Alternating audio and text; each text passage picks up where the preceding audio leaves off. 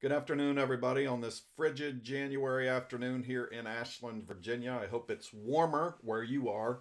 Although, based on all of the Facebook posts I've seen today of people screenshotting their local weather, it seems to be frigid everywhere but maybe out in Arizona. A couple of posts from California that look a little warmer, but I too am going to join the warmth, at least relative warmth, a week from today in Houston. Checked it out this morning. And when I looked this morning, it was 0 in Ashland and 50 degrees in Houston, Texas. So a 50 degree swing will work for me. Now, the challenge in that swing is I have to swing from sitting here talking to you right now to this time next Sunday. I will be somewhere in the midst. I'm really hopefully thinking towards the end of my second marathon, the second 26.2 mile adventure.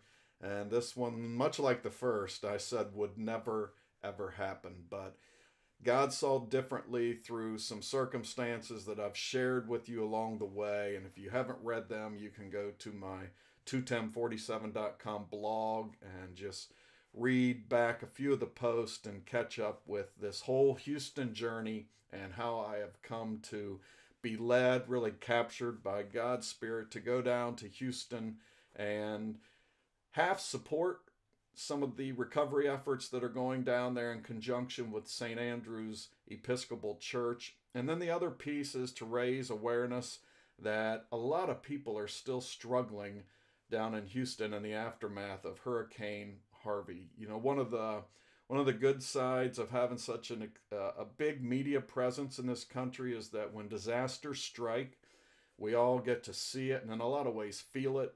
You know, my feeling it was one of the reasons I was drawn to get involved with this project and then ultimately end up running another marathon down in Houston. But the downside is that eventually the media pulls out and we can be led to forget that there is a lot of suffering and in some cases more suffering in the aftermath going on than what was originally captured in those first pictures that were on the scene. So I hope next week and then this week leading up to draw some attention that there are people still struggling down there. I had the opportunity yesterday or in the last couple of days to talk with a couple of the pastors down there, Father Jim and Debbie Allensworth down there. And they updated me on a lot of the efforts that they have been taking on as part of their St. Andrew's Church and their community outreach, and just shared a lot of the stories, you know, that touched my heart. You know, some of the more touching stories were stories of families that, even though they know that their walls are moldy, that the insides of their houses probably aren't the healthiest places to be, that just out of sheer desperation of trying to take care of their families the best way they know how, they've continued to live in some of these homes. And, you know, Debbie talked a lot. And I'm going to share clips this week of my conversation with them as they kind of update what's happening in the community and what their efforts have been and kind of the church response down there. But, you know, one of the fears that Debbie relayed to me was that lost in all of this is the potential long-term health implications of people out of sheer desperation going back into homes that they probably have no business being in. But the reality is there are a few other options for them. The donations that were big, you know, again, as a result of that media presence. But a lot of those donations have been hard for a lot of these people to get. A lot of those donations haven't even been dispersed yet.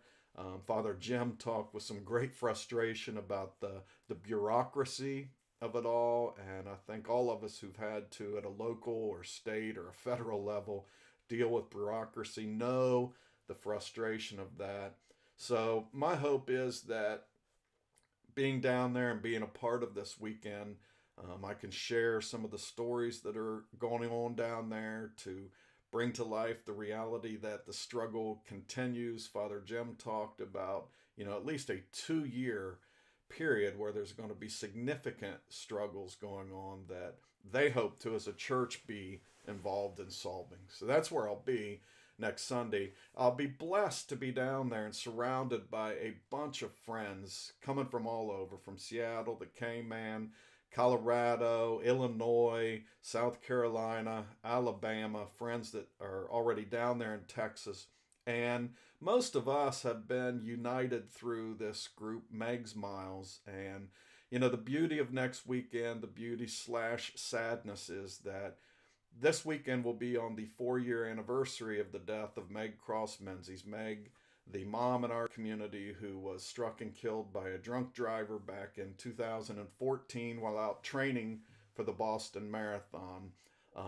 It was a heartbreaking story in our community, but one nationally that brought an awful lot of people together. And that has been the spark for my running journey, meeting a lot of these runners along the way who are now in the list of my best friends in the world. Has been part of the beauty that's come from the ashes of Meg's death. So next weekend in Houston, we'll not only be bringing awareness to the tragedy and the goodness that's happening down there in Houston, it'll also be a chance for a core group of friends to honor Meg's life in a way I know that she would appreciate. Part of the spirit that's lived on from Meg's legacy is just her Christian faith, her willingness and passion for serving others. And I hope to think she'll be smiling down on all of us next weekend as we're serving the folks of Houston, honoring the folks of Houston who are serving others down there, and being part of a small church family down there that's making a huge impact in their community. I'll also get to be reunited with my friend Janice, who I haven't seen in probably, 10 or 15 years. We worked together in North Carolina many years ago. She was sort of the connection that put me in touch with the folks of Texas down there. And again, I'll have nothing but awe for the story that God weaves together, that Janice, who I met 15 years ago, would now be front and sort of center and reunited. And she'll actually be running a 5K down there, and she's joked that she'll be near the back of the pack. So you cover the back of that 5K path, my friend. I got 26.2 covered. But it'll be beautiful to see her. But again, just the reality that God has weaved so many of these stories together, both beautiful and tragic, in a way that continues to make a difference in the world. And so I hope you'll all have a chance to follow along our stories. There'll be some fun ones, I'm sure. There'll be some tear jerkers, I'm sure. The biggest tearjerker of them all will be my tears as I struggle through the final miles of that second marathon. But it's all going to be, I absolutely believe with all my heart, part of God's design. It's part of His story. And so as much as I'm anxious to go down and be a part of this story I see unfolding, I go with a lot of hope and a lot of curiosity about the story that God will have unfold while we're there. So this week, I'll be sharing some clips of my conversation with Jim and Debbie down there at St. Andrew's Church to give you a little bit of an update of what's going on, a little bit of picture of what they hope to go on in the future. And we'll be keeping you up to date on this trip to Houston as we go down. A bunch of us going to be running Megstrong for the folks of Texas, and more closely the folks there in Houston that are still struggling in the aftermath of Hurricane Harvey. So there'll be lots of service stories, lots of running stories, and I think it'll make for a good story overall. So you all have a great day. Stay warm out there. If you've got those screenshots of 50, 60, 70 degree weather, go ahead and show them. If you continue to show the negative temperatures, I'm afraid I'm going to have to block you. So you all have a great, great day. Thanks.